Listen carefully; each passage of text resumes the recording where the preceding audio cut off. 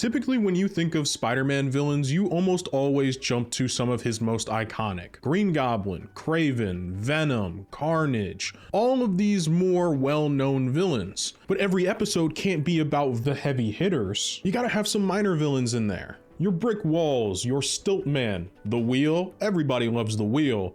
But occasionally with these small-time villains, sometimes you strike gold. And sometimes that gold is in the form of nothing but pure aura. And that's what a character like Beetle brings. From the suit to the actions to the way that he's described in lore, Beetle brings nothing but straight aura. And this is shown nowhere better than in 2012's Ultimate Spider-Man, where Beetle hit the literal peak of all his aura could be. And you too could have the same level of aura as the Beetle if you were to like and subscribe to this video. Now, Beetle's aura all starts with how he's introduced. You know you're a good villain if J. Jonah Jameson is calling you in cahoots with Spider-Man off rip, because there's nobody on the planet that JJ hates more than Spider-Man. So if he's associating your name with Peter, then you must be doing something right as a villain. Because do you ever see a bum like the Trapster's name put up there in cahoots with Spider-Man? No, it's because the Trapster has no aura and the dude is a lame. That's why he gets dogged on at the beginning of every single one of these episodes anytime he appears. But if it wasn't enough for JJ to be the one advocating for him and Spider-Man to be in cahoots, already raising this guy's aura, listen to the way that Nick Fury describes the Beetle. He is treating this man like he is a true national level threat, despite the fact that he is often portrayed as a villain of the week. Beetle's stolen weapons. He's put our most wanted back on the streets. He's never been beaten, and he won't stand for being outed. So when we're already coming into the expectation this man works with Dr. Doom and has genuinely never been beaten, you can't start at any higher of a point of having aura than right there. So of course, Team Spidey has to figure out how they're going to beat the Beetle. But of course, every single member of Spider-Man's team thinks it's going to be a no-brainer and really easy. Beetle has very little footage on him, so they don't know a lot of what to expect. I love that we get a look at what each team member thinks the Beetle is going to look like and how they think that they're going to just absolutely dog walk him, much like they did the Trapster. But the difference between Beetle and Trapster is Beetle can actually kind of back up the aura he's laying down. So the team come up with a plan to try and protect J. Jonah Jameson from the Beetle, who he's going after because, well, JJ has been outing the Beetle's actions and the Beetle likes to keep it low key, nonchalant type shit. So Peter has to go undercover at the Daily Bugle to try and protect JJ. Meanwhile, his teammates get systematically dismembered by the Beetle. He doesn't even have to show up for him to be able to take out each and every member of Spidey's team using nothing but pure tech. And one of the things that's so interesting about Beetle throughout this whole episode is the dude has one singular line. That's it. All he does is show up or farm with his suit and doesn't say a single thing as he slowly takes out each one of Spider-Man's team members. And I mean, just look at the guy. Now, he is just a man in a suit, but his suit is so awesome, as I pointed out earlier. I really love the look of Beetle, and I thought he translated super well into Ultimate Spider-Man's animation style. Although it does leave me wondering occasionally what he would have looked like in Spectacular with a bit more fluid movement. So with Beetle having taken out a majority of the team that Spider-Man had planned to intercept him in order to keep JJ safe, as much as Peter hated having to do that, White Tiger was the only one left, and she tried outsmarting the Beetle only to be outsmarted herself, which is saying a lot because Ayla in this show is highly intelligent, and she's shown a majority of times to beat villains, not just through her raw strength, but through her intelligence. And so Beetle being able to avoid her is already once again a major aura gain. And I mean, come on, it only gets better because in his very first encounter with Spider-Man, he quite literally beats Peter's spider sense in order to catch this man off guard and swarm him with beetles, much like Batman will swarm people with bats. Look at him. He's just standing there. He's not talking or anything. He's just straight aura farming. This man came to destroy J. Jonah Jameson and he's doing nothing else. Now, of course, you must be thinking, well, this is Ultimate Spider-Man and it's a Spider-Man show, so Beetle has to lose to Peter eventually. And I would say yeah, but then I'd counter with the point that a ton of villains lose to Spider-Man. That doesn't necessarily mean that they're not super cool. And Beetle falls into that category of, even when he loses, he's still pretty awesome. Simply from design to the strong silent type, to the idea that no matter what he does, he almost always looks cool, and has a ton of different gadgets throughout his entire suit. The only thing that you could do to make him worse is to make him lose in a very odd way. The show doesn't really do that for his very first appearance. As a matter of fact, it takes the entire team that Spider-Man has assembled over at S.H.I.E.L.D. to try and take down the Beetle, and even then, this one man in a suit is giving 5 superpowered teenagers a run for their money. Now, another fun tidbit from the show, this is actually the first officially sanctioned mission this team is going on, which is hilarious because this is episode 16 in the first season. They've been on a ton of missions together. They've just done them all behind Nick Fury's back. And so this is the first time they're teaming up officially. And honestly, they look like a team that is still struggling to figure out where they all fit in working together. Because Beetle, once again, even when Spider-Man comes up with a plan to try and detain him, figures out a way to get out of Spider-Man's trap. But honestly, when your trap is inspired by the Trapster, it's really any big surprise that it doesn't work flawlessly the way you might think it would. I mean, is it even surprising that somebody like Beetle, who's actually a well-known villain in the sphere, was able to escape this beautifully laid trap? No, it's not surprising at all. So look, even in a win or lose scenario, Beetle isn't going to exit with really any less aura than he walked into. It's a Spider-Man show, so he's going to lose eventually. But man, at least he looks really cool doing it.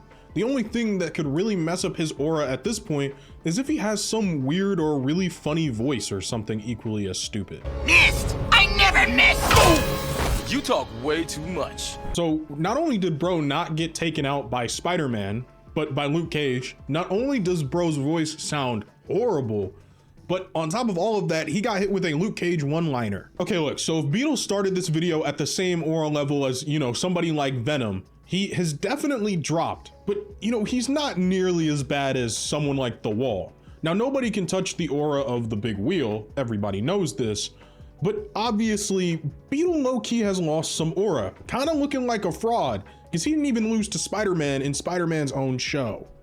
And with that brief Beetle aura loss out of the way, I'd like to take you to my favorite segment of these videos, my favorite visual gags from these episodes, starting with MJ arguing with Galactus, because apparently Peter says she can argue her way through anything, or MJ appearing as J. Jonah Jameson Jr. as she applies to work at the Daily Bugle. And for my personal favorite gag, a therapy session hosted by Samson, which devolves into an all-out brawl because somebody thought it'd be a good idea to include Wolverine and Sabretooth. All right, look, I know Beetle definitely took a bit of an aura loss during that last episode.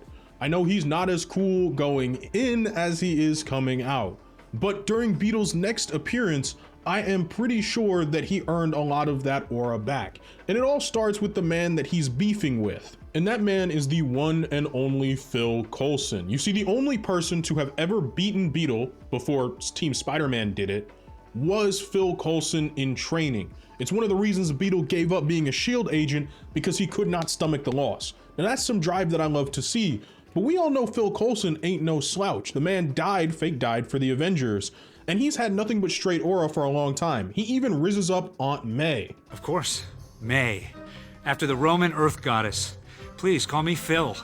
I think I was named after a gas station. Look, don't let Phil's whole, oh, I'm just Phil from a gas station act fool you. This man is a trained S.H.I.E.L.D. agent. This man is in charge of Spider-Man. He's in charge of Nova, Luke Cage, White Tiger, Iron Fist. This man has a squad full of killers right behind him. Phil Coulson has nothing but straight aura. He even gets Aunt May to actually go out with him. This dude is not playing around. And so comparatively speaking, if one of your losses is to Phil Coulson, you get an aura bump rather than aura loss relative to where we saw him last episode with a Luke Cage L. As much as I love Luke Cage in this show as Power Man, he's not nearly as cool as our usual 616 Luke Cage. Something that I actually really like about the Beetle is it doesn't matter where you are, it doesn't matter what you're doing, the Beetle is going to pull up on you if he wants you gone. He doesn't care if it's public, he doesn't care if it's private, he doesn't care if you're at a nice fancy restaurant taking a woman out on a date. The Beetle is going to show up to try and ruin your night. That's just the kind of guy he is. He is determined. And it only helps further how cool he looks throughout the episode when Spider-Man describes him to the audience. Something that Ultimate Spider-Man does a lot as a show is it doesn't assume that you watch the episodes previous, so whenever a character reoccurs, Spider-Man will usually give them a brief intro, and while this isn't as cool as when Nick Fury introduced him, if you've got the main character of your show talking you up like you're a big threat, then it looks a lot better than if he wasn't to at all. He's the Beetle, world's deadliest mercenary, and he's never been taken down. Well, except once, by this super cool arachnid-themed superhero. Now look, you might be wondering at this point in the video, I've assigned a pretty high evaluation on Beetle, on his aura. Why do I actually think this villain is so cool? It's a couple of reasons. One of the things is the dude doesn't really talk almost at all. Beetle is almost always displayed as being this silent professional.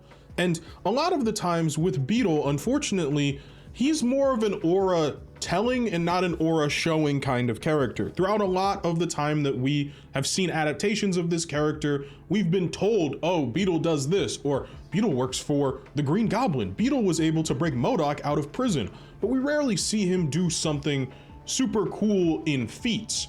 Rather, what we see a lot of is super flashy tech.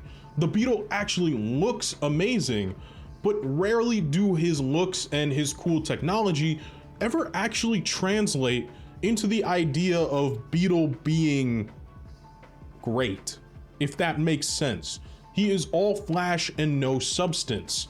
And so while I have been playing up his aura a lot throughout this video, I would actually like to argue that outside of his first appearance, Beetle has high-key turned into an aura fraud. Now, Phil Coulson throughout a majority of this episode is shown to be able to go hand to hand with Beetle and even defeat his technology from time to time. This is not necessarily a knock on Beetle, simply because Phil Coulson himself is a pretty fun and enjoyable character. But when it comes to talking about a character's presence and aura, you can't just subsist off of looking cool and having cool gadgets throughout all of your appearances. And that's kind of what he's defaulted to throughout a lot of his appearances in this show, and realistically in any media or comic book appearance that he has. Rarely does Beetle actually have any dope feats. It's all about the looks. And those looks start to diminish when every time you're on screen, you're losing, or every time you're on screen, you're not doing much of anything substance related. I mean, is kidnapping Aunt May really an aura-filled activity? Most of the people that kidnap Aunt May take huge aura losses, looking specifically at Dr. Octopus in Spider-Man 2. Great villain, but doesn't have a ton of aura, that super cool factor that somebody like a Venom might have. Not Topher Grace's Venom, don't even get me started about that. You see, Beetle is purely subsisting off of the fact that he looks cool, but he rarely has any feats. And now I will give this episode credit. They fixed his voice so he doesn't sound nearly as bad. I win, Coulson. Now the strong, silent, professional type really works when you are actually accomplishing your job.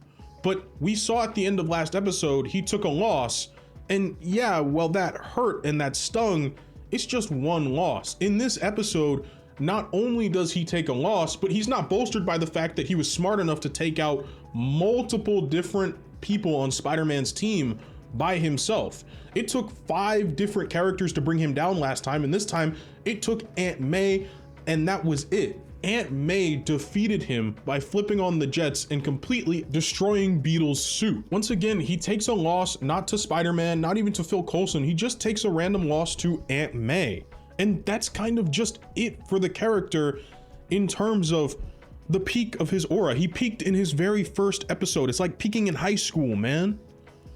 Beetle was set up to be this very cool, very interesting villain, and I get it, he's a villain of the week. He's gotta lose. But it's the way in which he took losses that caused him to lose his aura.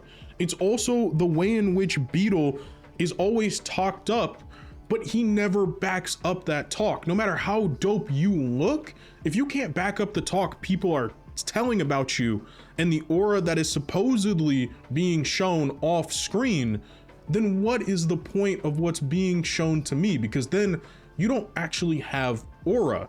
You're just kind of a loser in a cool suit. And unfortunately, that trend continues because in the 3rd episode that we see the Beetle, this dude gets out-aura'd by Hawkeye. I mean, let me just show you what the Beetles intro looks like in comparison to Hawkeye's intro from that very same episode. Well, yeah, that little graphic is cool. It is nothing like how Nick Fury was describing him, and we saw that man running around helping all of the big bads. And it's not even like the previous episode where we got a cool montage. All we get is a chill still frame image of the Beetle. Now look at Hawkeye's intro. This man gets special effects, he gets the cool glasses look, and he gets a longer intro. And throughout the episode, Hawkeye just straight up one-ups the Beetle the entire way through. Now, okay, I get it. Hawkeye can beat the Avengers, Hawkeye can beat Superman, Hawkeye can do anything because he's the GOAT. So, you know, it's kind of hard to out-aura Hawkeye. But at least in this episode, Beetle actually gets taken out by Spider-Man. Look, the point that I'm trying to get at here is that Beetle had aura. In that first episode, the dude had a plan, he came in, he executed, the strong silent type was cool. But by the time that we reach his third appearance, the Beetle is entirely washed. Cue Paul George's third anthem out of 4. The dude has nothing left because they spent the entire show hyping him up by telling us how cool he is, by telling us all of his accomplishments, but not showing them. Past that first episode where his largest accomplishment was taking out the team individually one by one through stealth attacks, the dude was unable to do anything else. Now Beetle physically looks amazing. I have praised the suit on multiple occasions. I love the fact that there are a ton of hidden gadgets in the suit. I love the fact that it comes apart, decompartmentalizes, and there's a million different gadgets to shoot people with. But at the end of the day, your looks as a character can only take you so far. And this is where I come in to give you all a little bit of a critique more broadly of the superhero genre when it comes to just telling us something but never actually showing us. So many characters are said to have these amazing and great, very cool feats, but when it's just told to us and then we watch our hero either ease their way through a fight or beat them in a very odd or very easy way, it then makes all of that threat that the villain had previously entirely null and void. All of the cool aspects of the villain kind of don't apply as much anymore because even a villain like the Trapster has never been beaten by Aunt May. And the Trapster is the villain you drop in at the start of the episode so he can be treated like fodder to make the team look stronger. And Beetle ultimately ends up looking weaker than the Trapster because if Aunt May can outsmart and defeat him, well then realistically the Trapster could beat him. The point is, Beetle started with this great amount of aura and this cool factor to his character that a lot of these once-off or even reoccurring side villains don't get. That's down to his design, to his look, to the very few words that he speaks, the actions that he takes like he's a calm, cool professional. But as we were shown throughout the show, Beetle is nothing more than an aura fraud. And it's really hard to see when you're like, damn, my goat low-key washed. Because for a long time, I really loved the Beetle, because back in the day when I played Ultimate Spider-Man on the PS2, the Beetle was the shit, man. He was awesome. It's funny because Beetle's aura both peaked in this show and ultimately fell to like a brand new low by the end of his time in this show as well. Thank you all so much for watching. I know this wasn't as serious of a video as you may have wanted. Just got moved into my new place. Wanted to take something on that was a little bit easier. Internet has been up and down, but looking at getting that fixed. So, you know, thank you all for your patience. I really appreciate it. Like, comment, subscribe, all those fun YouTube things. And if you want to go above and beyond in supporting me, I have a Patreon and channel memberships. Both links of those should be in the description. And as well, you'll get to see a members only video once a month and be able to vote on a members only video once a month. The first of which is officially up on my channel. So thank you all so much for watching. Hope you have an absolutely fantastic day.